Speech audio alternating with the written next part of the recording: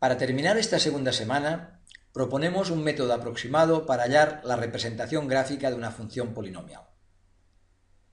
En vídeos anteriores ya hemos visto que el estudio del comportamiento de una función polinomial se basa en el estudio de propiedades como el comportamiento para valores grandes y pequeños de x y también los ceros de una función. En este vídeo estudiaremos el signo de la función entre ceros consecutivo, que, junto con las demás propiedades, nos permitirán tener un conocimiento del comportamiento de la función y hallar de forma aproximada su representación gráfica.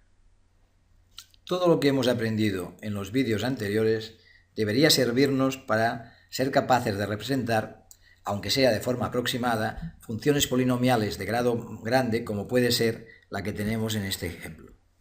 Fijaos que es una función polinomial de grado 5. Vamos a ver paso a paso las técnicas que hemos aprendido, cómo podemos utilizarlas para representar esta función. En primer lugar, hemos estudiado el comportamiento de la función para x muy grande y para x muy pequeño. Recordemos que para estudiar este comportamiento debíamos aislar el coeficiente y el grado del término de grado mayor. En este caso, el grado de esta función es 5, que es impar, y además a sub 5 es igual a 1, que es mayor que 0. Por tanto, como hemos visto anteriormente, la forma de esta función tendrá esta forma: menos infinito por la izquierda e infinito por la derecha. Segundo paso: determinar los ceros de esta función. Para ello deberíamos seguir el mismo procedimiento que hemos aplicado en los vídeos anteriores. Para empezar, tomamos el término independiente, que es 6, y calculamos sus divisores. Ya sabemos que estos divisores son más menos 1, más menos 2, más menos 3 y más menos 6. A continuación, vamos a hallar uno de los posibles ceros de esta función. Tomamos, por ejemplo, el valor x igual a 1 y calculamos f de 1 y comprobaremos que da el valor 0. Esto nos indica que el valor x igual a 1 es un cero de esta función. Aplicando, pues, la regla de factorización, tendremos que f de x es igual a x menos 1 multiplicado por el polinomio que se obtiene aplicando la regla de Ruffini, es decir, x a la cuarta menos x al cubo menos 5x cuadrado menos x menos 6. A este polinomio que hemos obtenido mediante la regla de Ruffini vamos a llamarlo g de x. Y aplicamos el mismo procedimiento, es decir, vamos a hallar un cero de esta función g de x. En primer lugar, vamos a hallar un cero, por ejemplo, con el valor x igual a menos 2, y podemos comprobar que g de menos 2 es igual a 0, y por tanto, podemos factorizar f de x como x menos 1 multiplicado por x más 2 y por la función que resulta de aplicar la regla de Ruffini a g de x, que sería x al cubo menos 3x cuadrado más x menos 3. Si llamamos h de x a la función que hemos obtenido, la función polinomial de grado 3, y siguiendo con el mismo procedimiento, hallaríamos que h de 3 es igual a 0 y la factorización de f de x sería x menos 1 por x más 2 por x menos 3 y por el polinomio resultante de aplicar la regla Ruffini, que sería x cuadrado más 1. El polinomio que nos queda en este caso es un polinomio de segundo grado y por tanto lo podríamos factorizar simplemente calculando sus ceros, es decir, igualando a 0. Pero observemos que en este caso la solución debería ser raíz cuadrada de menos 1, que no es un número real.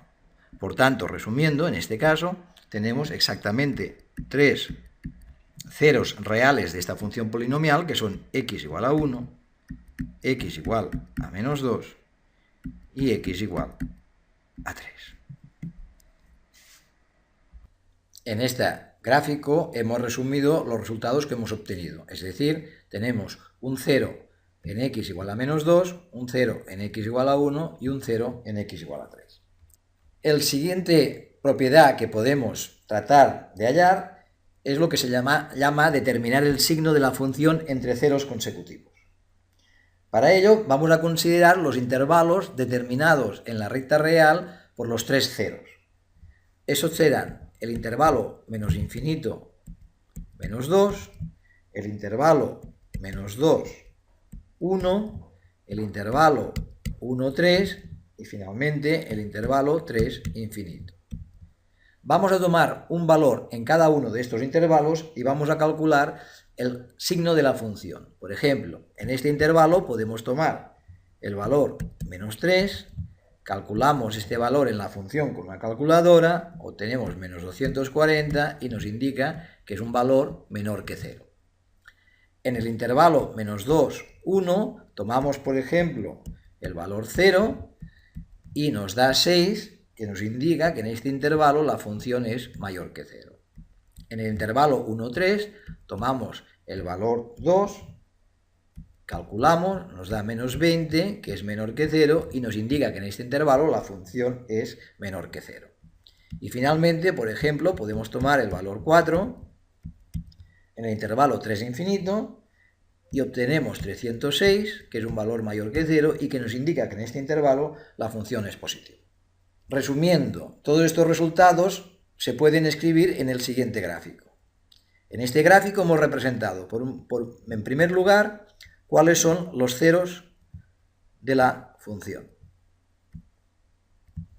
A continuación, hemos elegido valores en los intervalos determinados por estos ceros y en la parte superior hemos dibujado cuál es el signo de la función en cada uno de estos intervalos. Así, por ejemplo, en el intervalo menos infinito menos 2 la función será negativa, en el intervalo menos 2, 1 la función será positiva, en el intervalo 1, 3 la función será negativa y finalmente en el intervalo 3 hasta infinito la función será positiva. Con toda la información que hemos obtenido, estamos en condiciones de dar una representación aproximada de una función polinomial. En este caso, la función polinomial que hemos estudiado anteriormente. Recordemos que hemos hallado los tres ceros de la función, menos 2, 1 y 3. Estos ceros dividen nuestra función, nuestra representación gráfica en varios segmentos, entre menos infinito y menos 2, entre menos 2 y 1, entre 1 y 3 y entre 3 e infinito. Hemos visto también el signo de la función en cada uno de estos intervalos. Entre menos infinito y menos 2 el signo es negativo, entre menos 2 y 1 el signo es positivo, entre 1 y 3 el signo es negativo y finalmente entre 3 e infinito el signo es positivo. También hemos visto el comportamiento de la función para valores muy grandes de x y para valores muy pequeños de x. Sabemos que para valores muy grandes de x la función tiende hacia más infinito. Y para valores muy pequeños de x sabemos que la función tiende hacia menos infinito. Con toda esta información podemos dar una representación gráfica aproximada de esta función. Sería aproximadamente una cosa como esta. Naturalmente, es solamente una representación aproximada, puesto que no sabemos exactamente dónde están los máximos y los mínimos, ni sabemos exactamente cuáles son los intervalos de crecimiento y decrecimiento. Esta información no la podremos obtener hasta la quinta semana. Si a continuación dibujamos la gráfica tal como debería ser, observamos que no es exactamente como la hemos dibujado, pero sí que nos da una idea aproximada de cuál es la representación gráfica de esta función. Finalmente, vamos a resumir los aspectos más importantes sobre funciones polinomiales que hemos tratado en esta semana. En primer lugar, hemos visto cuál era la función la definición de una función polinomial, que está formada por una serie de coeficientes, todos ellos números reales, y un grado, que es un número entero mayor o igual que 0. Hemos visto también que las funciones polinomiales incluyen las funciones lineales y las funciones cuadráticas, ya estudiadas anteriormente. Para poder estudiar el comportamiento de la función polinomial, hemos empezado para estudiar los valores muy grandes o muy pequeños de la variable x, que dependen básicamente del grado n de la función y del signo del coeficiente del término de mayor grado. Hemos buscado los ceros de la función a partir de las soluciones de la ecuación f de x igual a 0. El número de soluciones de esta ecuación es como máximo n, donde n es el grado de la función polinomial. Si los coeficientes de f son números enteros, entonces los ceros enteros están entre los divisores de f de 0 igual a sub 0. También hemos visto que cuando conocemos un cero de la función, podemos aplicar la regla de Ruffini para factorizar la función como producto de dos funciones polinomiales. Finalmente, toda esta información nos ha servido para estudiar el comportamiento de la función polinomial f y dar una representación gráfica aproximada. Con esto hemos terminado esta segunda semana.